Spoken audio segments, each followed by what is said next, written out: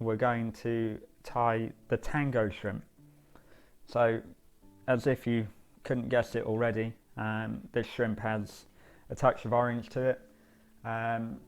So one of the things that I've seen over and over again in shrimp is a hot spot of orange, whether that's an orange tinge all the way down the natural shrimp, or that hot hemoglobin spot that appears every now and again in some shrimp.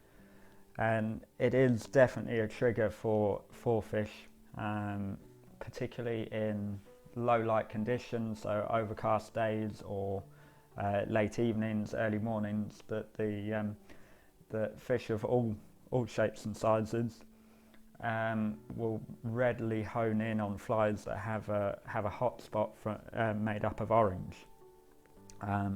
So this pattern works on that basis of trying to capture that pull to take flies with an orange hotspot. Wire wise, so weighting wise, again we want it quite heavy. So I've got the 0.37 millimeter oval lead wire, and I'm just working full body length underlay of lead wire.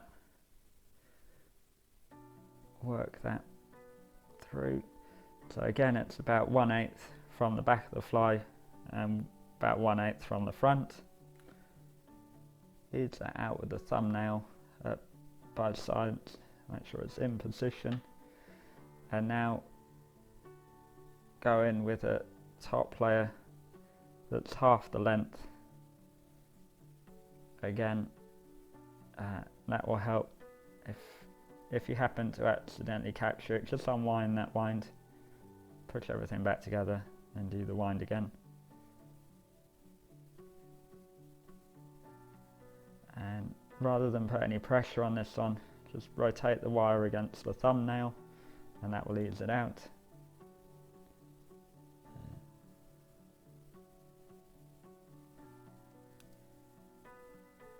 There we go. So we've got our two lead layers there, so creating the shape and the weight. This time we've got our Semperfli wax thread in 12/0, and this one is in orange, so to help give us the colour that we're looking for.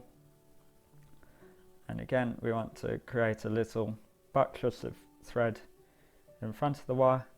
Keep this tag end long and then nice loose turns over the wire.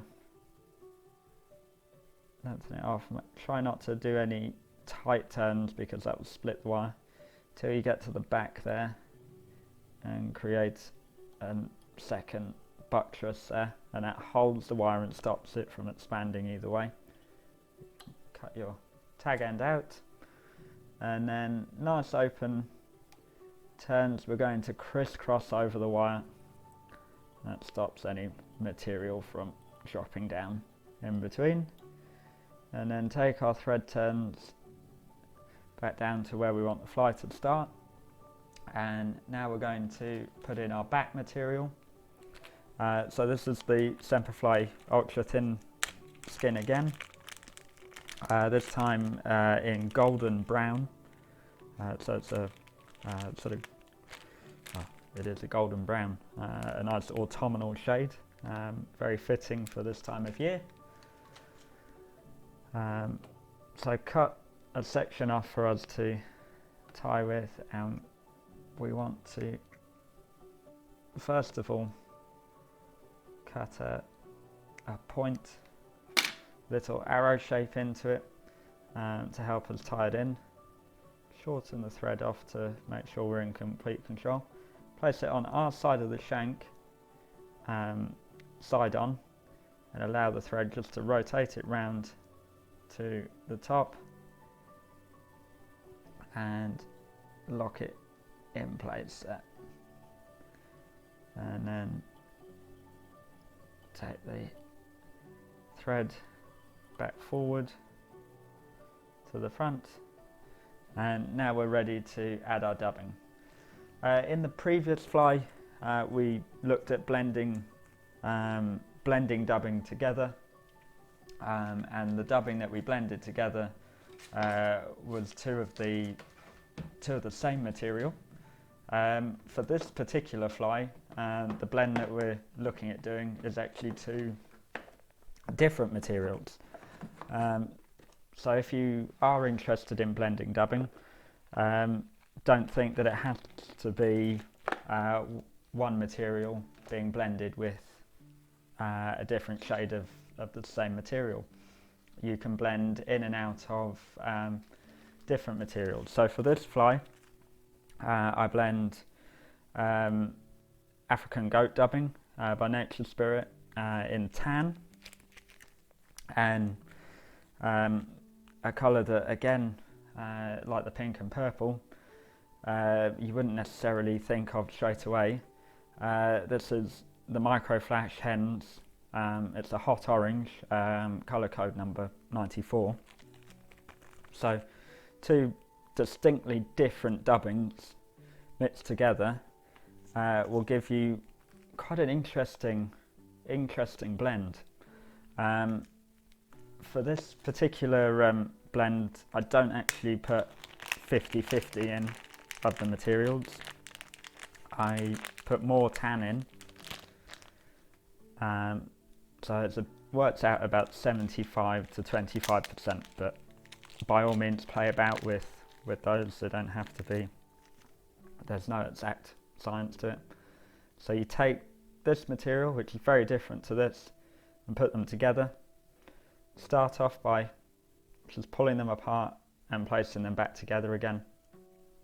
That will give you a rough mix, and then you want to put it in the palm of your hand and use that index finger to really separate the fibres and push them back together again, and that will give you a really good blend. This particular blend of dubbing I find works very well for grayling, but that shouldn't put you off if you're an avid trout angler. It does work very well for trout as well. If you're on rivers where you don't necessarily find that many shrimp or scud, this style of hot spot fly still works very well, because it's got that eye-grabbing colour to it that, fished in the right water, fish will still take it, even if it doesn't, in our eyes, look like their normal natural food. So now take a reasonable dousing of dubbing, place it to our thread and do a loose turn just to capture it on. Start at the top end of that and make it nice and tight and push it off, and just get the dubbing started. Right, now we can start tightening up along the thread and working it forward. You'll find, because of this being a blend of natural and manufactured fibres, that you'll have to keep tightening and spacing out the dubbing as you go forward. But you've got a wonderful combination of the spiky guard hair filled goat dubbing, along with the sort of more user friendly style of dubbing from the micro flash, which binds much better to thread. So the combination of the two, you actually have a really nice malleable dubbing. So here we are. So we're getting towards the point. So we've started thin, got fat, and now we're getting thinner again, just as we work towards the back end of the fly. And placing that down. So rock our limp skin forward, one turn against the shank of the hook, and then pull that a bit tighter, and if it doesn't quite catch, place one turn, keep hold of the thread. You don't need to worry about holding onto the back at that point. Stretch it, put another turn, move the back out of the way, and again. So with each turn, just growing those segments a fraction where possible to your wider segments in the middle, and then narrowing them back down again on your way forward.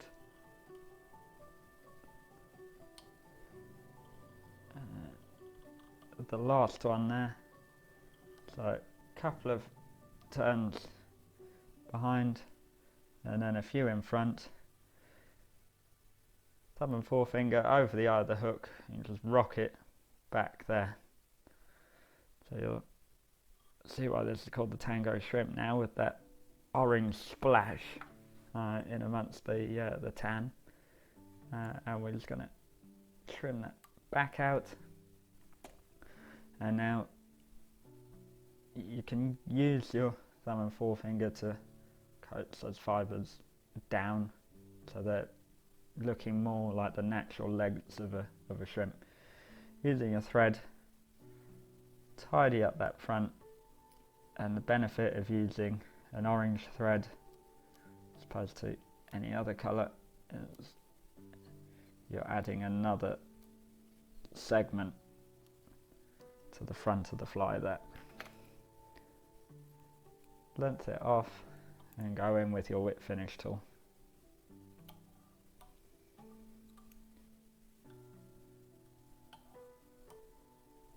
So always twice, just to make sure it's never going to come undone, and then in with your scissors, open V, push against the thread, and that's it, out for you. Stroke those fibres down so they're all in the right place, and there you have it, the Tango Shrimp, one for clear water but also coloured water situations. There's just enough hot spot in there to capture the trout and the grayling's imagination to come and taking that. So definitely a fly worth having in your shrimp box.